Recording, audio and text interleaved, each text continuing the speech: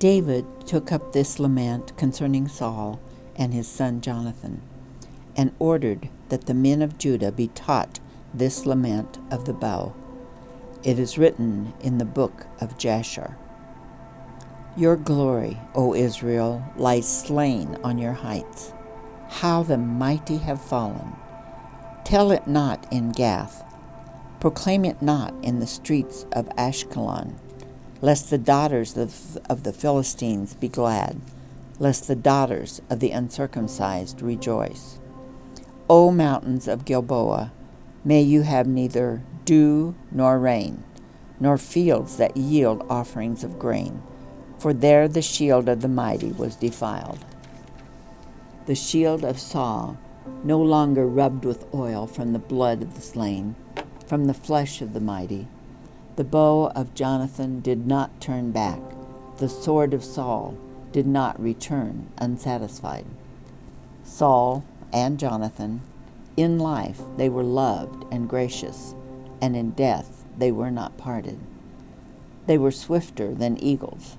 They were stronger than lions. O daughters of Israel, weep for Saul, who clothed you in scarlet and finery, who adorned your garments with ornaments of gold. How the mighty have fallen in battle! Jonathan lies slain on your heights. I grieve for you, Jonathan, my brother. You were very dear to me. Your love for me was wonderful, more wonderful than that of women.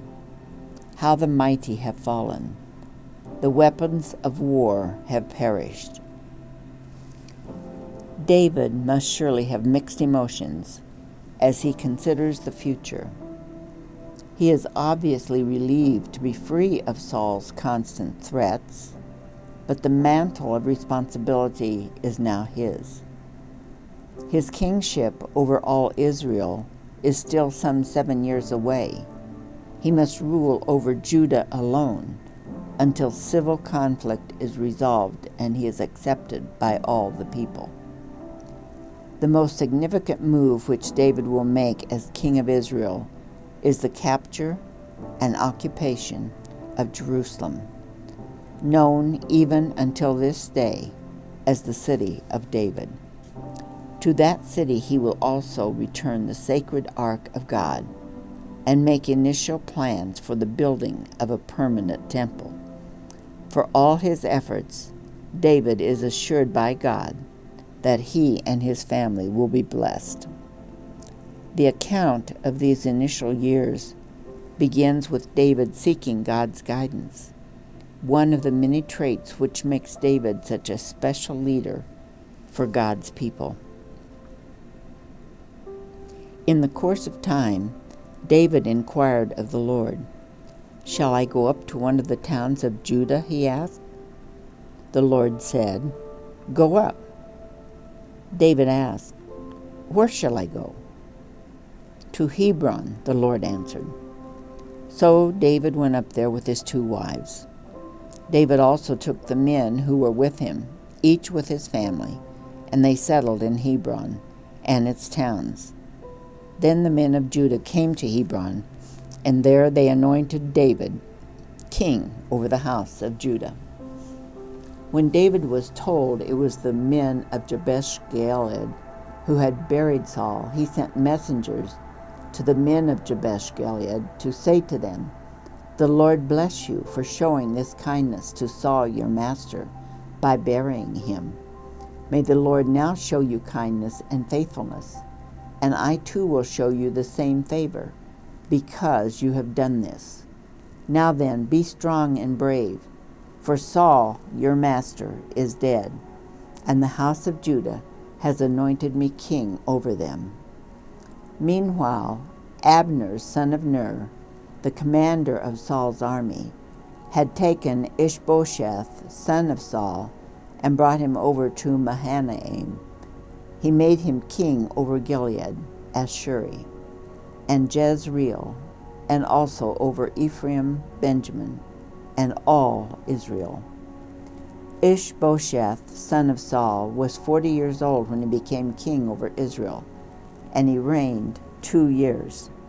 The house of Judah, however, followed David.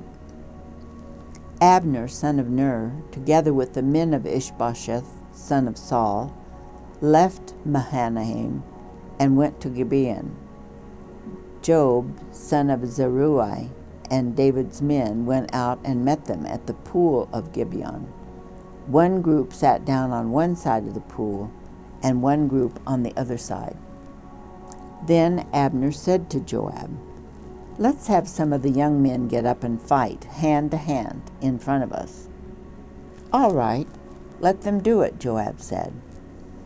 So they stood up and were counted off, 12 men for Benjamin, and Ishbosheth, son of Saul, and 12 for David. Then each man grabbed his opponent by the head and thrust his dagger into his opponent's side, and they fell down together. So that place in Gibeon was called Helkath Hazarim. The battle that day was very fierce, and Abner and the men of Israel were defeated by David's men. Now Ashel was a fleet-footed as well as a wild gazelle. He chased Abner, turning neither to the right nor to the left as he pursued him. Abner looked behind him and asked, "Is that you, Ashahel?" "It is," he answered. Then Abner said to him, "Turn aside to the right or to the left. Take on one of the young men and strip him of his weapons." But Asahel would not stop chasing him. Again Abner warned Asahel, "Stop chasing me. Why should I strike you down? How could I look your brother Joab in the face?" But Asahel refused to give up the pursuit, so Abner thrust the butt of his spear into Asahel's stomach, and the spear came out through his back. He fell there and died on the spot. And every man stopped when he came to the place where Asahel had fallen and died. But Joab and Abishai pursued Abner, and as the sun was setting, they came to the hill of Ammah. Then the men of Benjamin rallied behind Abner. They formed themselves into a group and took their stand on top of a hill. Abner called out to Joab, "Must the sword devour forever? Don't you realize that this will end in bitterness? How long before you order your men to stop pursuing their brothers?" Joab answered, "As surely as God lives, if you had not spoken, the men would have continued the pursuit of their brothers until morning." So Joab blew the trumpet, and all the men came to a halt. They no longer pursued Israel, nor did they fight any more. All that night Abner and his men marched through the Arabah. They crossed the Jordan, continued through the whole Bithron, and came to Mahanaim. Then Joab returned from pursuing Abner, and assembled all his men. Besides Asahel, 19 of David's men were found missing. But David's men had killed 360 Benjamites who were with Abner. They took Asahel and buried him in his father's tomb at Bethlehem. Then Joab and his men marched all night and arrived at Hebron by daybreak. The war between the house of Saul and the house of David lasted a long time. David grew stronger and stronger, while the house of Saul grew weaker and weaker. Sons were born to David in Hebron. During the war between the house of Saul and the house of David, Abner had been strengthening his own position in the house of Saul. Now Saul had had a concubine, and Ishbosheth said to Abner, "Why did you sleep with my father's concubine?" Abner was very angry because of what Ishbosheth said, and he answered, "Am I a dog's head on Judah's side? This very day I am loyal to the house of your father Saul, and to his family and friends. I haven't handed you over to David. Yet now you accuse me of an offense involving this woman?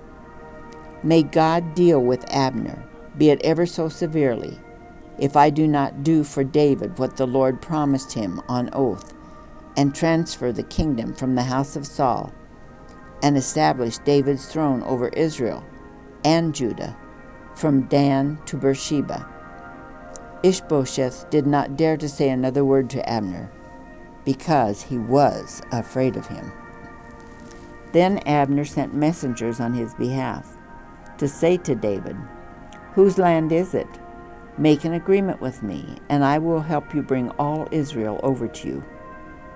"Good," said David, "I will make an agreement with you, but I demand one thing of you. Do not come into my presence unless you bring Michal, daughter of Saul, when you come to see me." Then David sent messengers to Ishbosheth, son of Saul, demanding, "Give me my wife Michal, whom I betrothed to myself, for the price of 100 Philistine foreskins." So Ishbosheth gave orders and had her taken away from her husband. Her husband, however, went with her, weeping behind her all the way. Then Abner said to him, "Go back home." So he went back. Abner conferred with the elders of Israel and said, "For some time you have wanted to make David your king. Now do it, for the Lord promised David, 'By my servant David I will rescue my people Israel from the hand of the Philistines and from the hand of all their enemies.'" Abner also spoke to the Benjamites in person. Then he went to Hebron to tell David everything that Israel and the whole house of Benjamin wanted to do. When Abner, who had 20 men with him, came to David at Hebron, David prepared a feast for him and his men.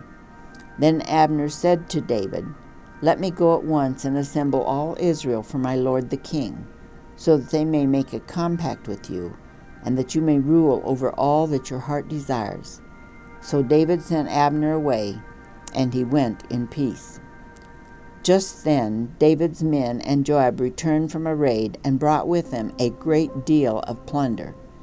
But Abner was no longer with David in Hebron, because David had sent him away, and he had gone in peace. When Joab and all the soldiers with him arrived, he was told that Abner, son of Ner, had come to the king, and that the king had sent him away, and that he had gone in peace. So Joab went to the king and said, "What have you done? Look, Abner came to you. Why did you let him go? Now he is gone. You know Abner, son of Ner. He came to deceive you and observe your movements and find out everything you are doing." Joab then left David and sent messengers after Abner, and they brought him back from the well of Sirah. But David didn't know it. Now when Abner returned to Hebron, Joab took him aside into the gateway, as though to speak with him privately, and there to avenge the blood of his brother Asahel, Joab stabbed him in the stomach, and he died.